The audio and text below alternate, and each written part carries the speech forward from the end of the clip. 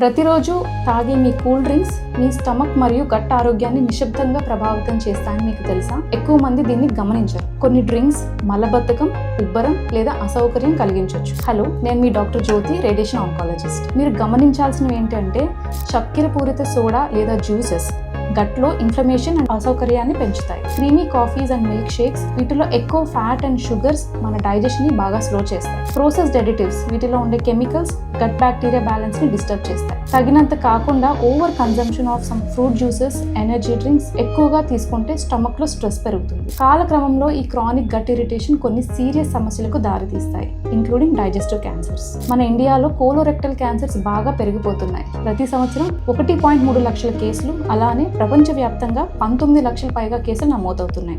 చిన్న చిన్న మార్పులు అంటే వాటర్ లేదా ఫ్రెష్ జ్యూసెస్ బాగా తీసుకోవటం, చక్కెర పూరిత డ్రింక్స్ తగ్గించడం, అలానే ఫైబర్ ఫుడ్ ఎక్కువగా తీసుకోవటం మన గట్ ఆరోగ్యాన్ని రక్షించి లాంగ్ టర్మ్ రిస్క్ తగ్గించడంలో హెల్ప్ చేస్తాయి.